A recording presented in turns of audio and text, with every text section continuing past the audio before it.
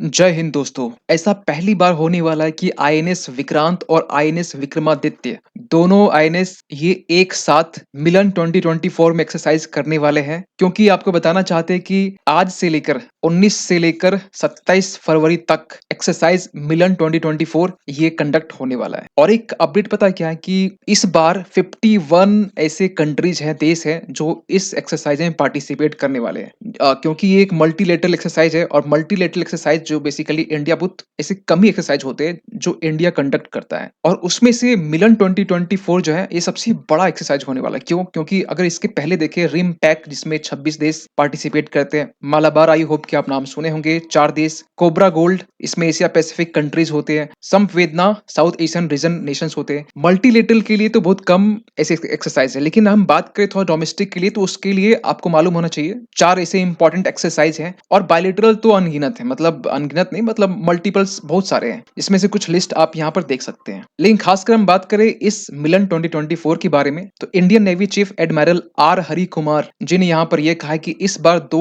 Indian worship जो है basically naval exercise में पार्टिसिपेट करने वाले हैं, और ये अब तक का सबसे बड़ा बिगेस्ट नेवल एक्सरसाइज होने वाला है। ये जो एक्सरसाइज है बेसिकली विशाखापट्टनम में होने वाला है 19 से लेकर 27 फरवरी तक। अगर आप लोकेशन देखें तो विशाखापट्टनम का आपको यहाँ मिल जाएगा। तो ये जो एक्सरसाइज है वो इस एरिया में यहाँ पर होने वाला है। और सबसे अच्छी बात पता है क्या है इसमें, कि इसमें फॉरेन वेसल्स भी यहाँ पर पहुंच रहे हैं, मतलब जो 51 नेशंस हैं उनके भी वेसल्स जो है यहाँ पर आने वाले हैं। और टोटल 51 देश में से अगर हम बात करें तो यहाँ पर एशिया के 22 देश होने वाले, ऑस्ट्रेलिया ओशिनिया के 4, अफ्रीका के 16 देश, यूरोप के 5 देश, नॉर्थ अमेरिका के 2 जिसमें यूएसए एक होगा, और साउथ अमेरिका के 1 देश। यहाँ पर टोटल मिला के 51 देश यहाँ पर पार्टिसिपेट करने वाले हैं। मे भी हो सकता है कि पार्टिसिपेशन के लिए 1-2 कम हो जाए, लेकिन जो अनाउंसमेंट है इन सारे देशों को लेकर किया गया है। अगर स्पेसिफिक कंट्रीज की बात करें तो इसमें रसिया भी होगा, और एक तरफ यूएस भी होगा, ईरान भी होगा, जहां एक तरफ जापान होगा, दूसरी तरफ चाइना के भी आने की चांसेस दिखाई दे रहे हैं। तो ऑस्ट्रेलिया, फ्रांस, बांग्लादेश, ब्राजील ये सारे कंट्री यहाँ पर पार्टिसिपेट करने वाले हैं। फर्स्ट टाइम ऐसा होने वाला है कि ये Peru, Canada, Germany,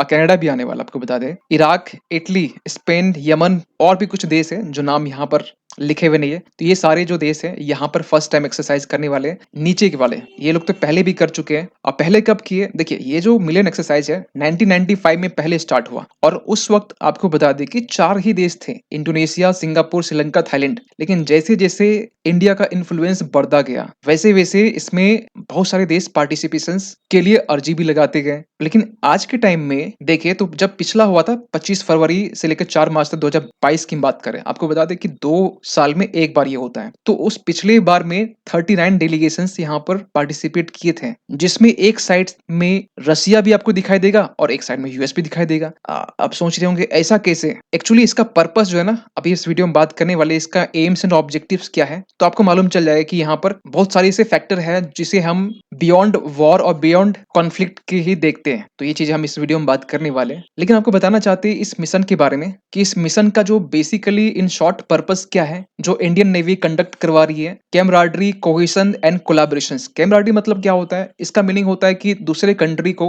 feeling of friendship महसूस करवाना। तो ये चीजें होता है कैमराडरी, कोहेशन एंड कोलैबोरेशन के लिए बेसिकली कंडक्ट की जा रही है। और इसमें एक फायदा इंडिया के लिए ये होगा कि यहाँ पर इंडिया की जो अपनी जो एक्ट ईस्ट पॉलिसी है, या फिर हम सागर कहे, या security and growth for all in the region initiative, इनको भी कहीं न कहीं बढ़ावा मिलने वाला है। सो यहाँ पर Indian navy chief admiral R Hari Kumar ji ने कल के दिन में क्या कहा है कि ये बिगेस्ट मिलिट्री एक्सरसाइज होने वाला है जो कि विशाखापट्टनम में कंडक्ट आज से हो रहा है, जिसमें साइमल्टेनियसली इसमें 2 नेवल वॉरशिप जो है आईएनएस विक्रांत और आईएनएस विक्रमादित्य, ये आईएनएस विक्रांत है, आईएनएस विक्रमादित्य ये है जो पार्टिसिपेट करने वाले हैं जॉइंट ऑपरेशंस में। और साथ ही साथ इन्होंने यहाँ पर ये भी कहा है कि बेसिकली यहाँ पर जो फोकस किया जाएगा मेजर ऑपरेशंस के तौर पर एंटी पायरेसी ऑपरेशंस और एंटी ड्रोन ऑपरेशंस। रिसेंटली अगर आपने देखा होगा कि सोमालिया का जो रीजन यहाँ पर सोमालिया पायरेट्स जो है, हाल ही में एक शिप को कैप्चर किया गया था जिसमें पाकिस्तान के नागरिक थे और ईरान के नागरिक थे, लेकिन इंडिया ने उन्हें छुड़ाया था, बाद में थैंक्स भी बोला गया। तो इसको फोकस में रखते हुए यहाँ पर ये बेसिकली जो ऑपरेशन है वो चलाने की बात की जा रही है। इवन कि यहाँ पर ये बात भी फोकस किया जा रहा है कि एंटी ड्रोन ऑपरेशंस में P8I एयरक्राफ्ट और MQ9 ड्रोन्स, ये रहा P8I एयरक्राफ्ट। और P8I एयरक्राफ्ट के बारे में आपको एक इंटरेस्टिंग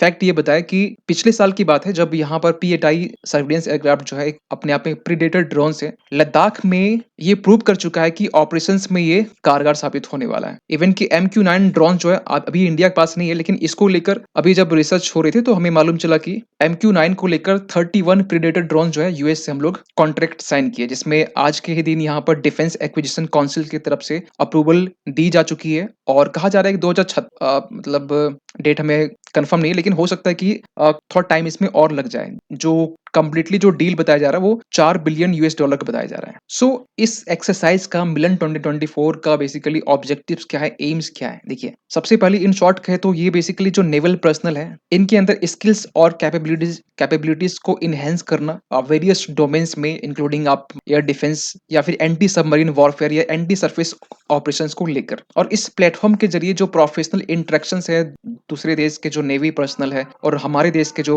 नेवी पर्सनल है, वो आपस में इंटरेक्ट कर सकते हैं। जो डॉक्ट्रिनल लर्निंग होता है, यानी मतलब ये हुआ कि जो भी टीचिंग्स है, यानी कि उनके देश से हम क्या सीख सकते हैं उन और हमारे से वो क्या सीख सकते हैं, वो चीजें यहाँ पर होने वाली है। प्लस यहाँ पर जो बेस्ट प्रैक्टिसेस है एंड प्रोसीजर्स, उसको भी यहाँ पर शेयर किया जाएगा। और ये जो एक्सरसाइज है बेसिकली ये 2 फेज में होने वाले हैं। पहला जो फेज है वो हार्बर फेज है, दूसरा फेज आपका सी फेज है। हार्बर फेज में यहाँ पर जो पार्टिसिपेंट्स है वो आपस में एंगेज करेंगे सीरीज ऑफ एक्टिविटीज में, जैसे कि प्रमोटिंग कल्चरल प्रोफेशनल एक्सचेंजेस, जिसका एम होगा, जिसके तहत में यहाँ पर इंटरनेशनल मैरीटाइम सेमिनार होगा, इंटरनेशनल सिटी परेड होगा, मैरीटाइम टेक एग्जीबिशंस होगा, subject matter experts exchanges and various sporting events यहाँ पर होंगे हार्बर फेज में। लेकिन सी फेज की बात करें दूसरी तरफ, तो इसमें बेसिकली यहाँ पर शिप्स और एयरक्राफ्ट यहाँ पर पार्टिसिपेट करेंगे। इसमें कहा जा रहा है कि ये एडवांस मैरीटाइम ऑपरेशंस बेसिकली इसमें कंडक्ट किया जाएगा। और ये सब क्यों इंपॉर्टेंट है? ये सब इसलिए इंपॉर्टेंट है क्योंकि आज के टाइम में जिस तरीके से चाइना अग्रेसिवनेस दिखाता है, वो भी कहां पर, ये आप अगर यहां देखेंगे साउथ चाइना सी में, तो साउथ चाइना सी में ये जो नॉर्थ लाइन यहाँ